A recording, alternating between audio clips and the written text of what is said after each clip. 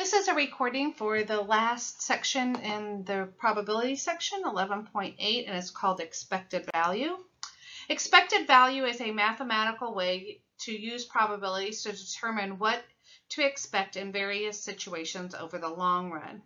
Expected value is used to determine premiums on insurance policies, weigh the risks versus the benefits and alternatives in business ventures, indicate to a player if any game of chance what will happen if the game is played repeatedly, right? How much you are expected to win over the long run or lose over the long run. It's a standard way to compute expected value is to multiply each possible outcome by its probability and add these products. So what is the expected value for the number of girls for a family with 3 children? What would you expect the answer to be? If you have 3 children, you would expect that 1.5 of them to be girls and 1.5 of them to be boys, right? Of course, it doesn't make sense to talk about half of a boy, but that is the expected value, is actually 1.5. So let's see how this works. And in many cases, you cannot just look at it to determine the expected value like you could here, right? Because there's a 50% chance of boys and girls. So that's how it works out that way. So the possible number of girls. So if you write out for which we, I believe we have before, with the boys and girls. Actually, I know we have the possibilities. We used a tree to list them out, or we also just listed them out this way. Boy, boy, boy, boy, boy, girl, boy, girl, boy, boy, girl, girl. And then you could switch it for the girls and the boys. Switch boys and girls. Girl, girl, girl, girl, girl, boy, girl, boy, girl, girl, boy, boy. So if you recall, there were 8 possible outcomes. You can look back at that to remind yourself. But those are the possible outcomes. We could actually have, for the possible outcomes, we are interested in the expected value of number of girls. So there could be 0 girls, there could be 1 girl, there could be 2 girls, and since there's 3 children, there could be up to 3 girls. So the probability of 0 girls is actually 1 of the 8. That would be all boys. The probability of 1 girl, well, that's 1 girl, 1 girl,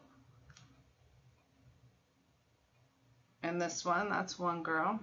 So there's actually 3 of the 8 that have 1 girl. So the probability of 1 girl is 3/8, right? So this one was 0 girls. The probability of 2 girls, well, that's this one, and this one. 2 girls, 2 girls. So that is still 3 out of 8, right? The probability of 2 girls is 3 out of 8, and the probability of 3 girls is 1/8. And if you notice, this should total 8 out of 8, or 1 whole, right? Because it has to be 0, 1, 2, or 3 girls, right? So how we find the expected value is we take the possible outcomes times the probability, which is, of course, the product. So we do 0 times 1/8. Again, the outcome times the probability. 1 times 3/8 in the second one. 2 times 3/8 in the third one, and 3 times 1/8 in the last one. So for expected value, you do the outcome times the probability, and then you add these up. And that's at the bottom of the last slide. It told us that's the way we compute expected value. So we're going to find those products, and then we're going to add them up. Well, 0 times 1/8 is 0. 1 times 3/8 is 3/8. 2 times 3/8, if you want to, you can do it in a calculator and get a decimal, but it's like 2/1 times 3/8. So you just multiply straight across, so that's 6/8. Again, you can punch 2 times 3/8 in a calculator and get the decimal. 3/1 times 1/8 is 3/8. So if you add those together, 3 plus 6 plus 3, that's 12/8. All right, when you add 8s with 8s, you get eighths. And if you hit 12 divided by 8 in a calculator, you will get 1.5. Again, you could have done all of that in a calculator. For this, if you do 1 times 3/8, just hit 3 divided by 8 in a calculator. Do not use that fraction button. 1 times 3 divided by 8, you'll get 0.375. And then 2 times 3 divided by 8, you'll get 0.75. So you don't have to use fractions. 3 divided by 1, 3 times 1 divided by 8, 0.375. And you can add those up, right? Sum them, add them up to get 1.5. So you can use fractions or decimals.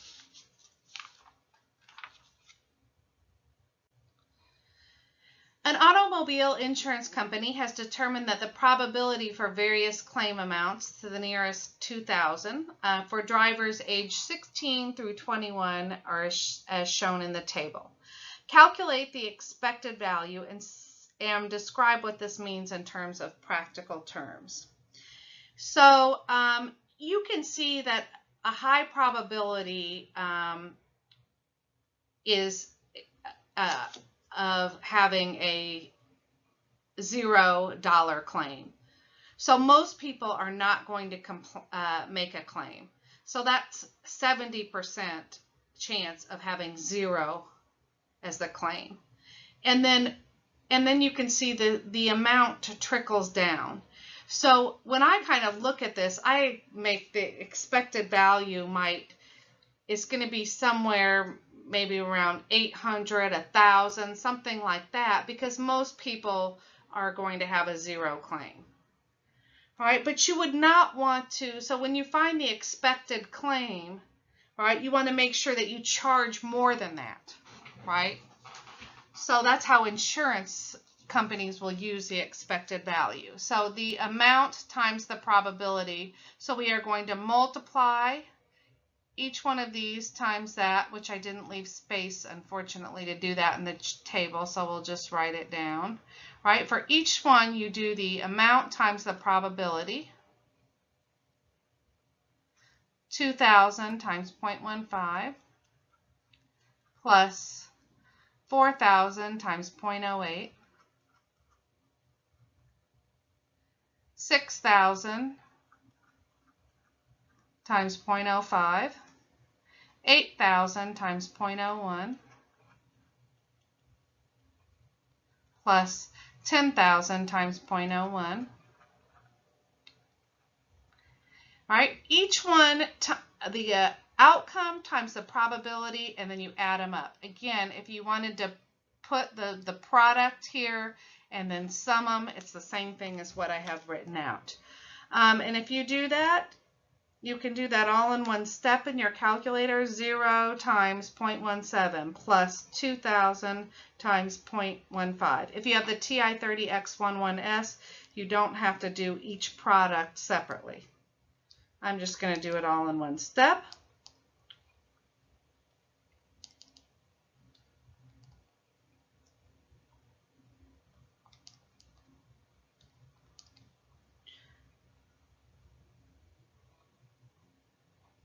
When I do that, I get $1,100, which I mentioned I thought it would be about 800, 1,000. All right, so that's the expected claim. So, and then it says, describe what this means. So in the long run, the average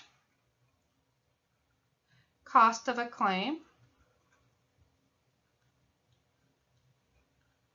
is about $1,100, which is the least amount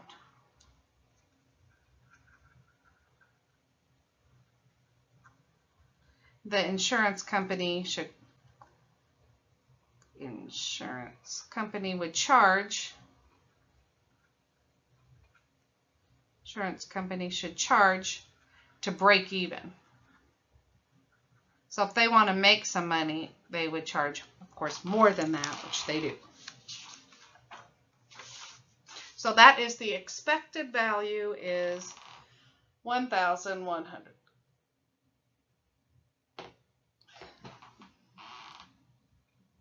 So feel free to pause that if you need time to finish writing that down.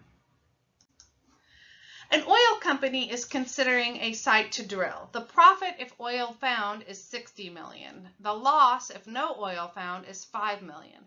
The probability of finding oil is 0.2. What is the expected profit? So again, we want to figure out what the outcome is, the probability of that outcome, and then we will find the product, and then we will add those up. Okay, so we actually have, and remember the total probability should sum to 1 or 100%. So we actually have two possible outcomes with two different probabilities. We have the probability of finding oil to be 0.2, so the probability of not finding oil is 0.8 because they should sum to 1, right? 20% and 80%. So the probability of finding oil is 0.2, and that outcome or that profit, the profit if oil found is 60 million. So they'll get 60 million with a probability of 0.2. The loss if no oil found is 5 million. So you need to treat losses as negative. You wouldn't want to put positive 5 million because that would mean that someone would be gaining that.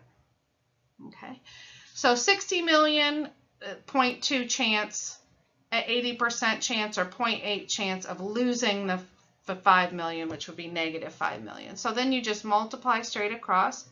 60 times 0.2, that should give you 12, I believe. Yep, is 12 million. We have to keep into consideration, we're keeping it millions. I'm not going to put all those zeros in there. I'm just going to keep writing millions on my answer. And negative 5 times 0.8, right? Again, we're just doing outcome times probability. And if you want to punch the negative in there, make sure that you use the little gray on the TI-30 X11S. The gray one, the minus button, is on the very last row of your calculator. Do not use the minus, use the negative key. If you try to hit the minus button, you'll get an error message. Negative 5 times 0.8, or you just do 5 times 0.8 and attach a minus sign at the end. So that will be negative 4 million. So the expected value, remember, you sum these up, 12 plus a negative 4, which is also 12 minus 4, which is 8 million.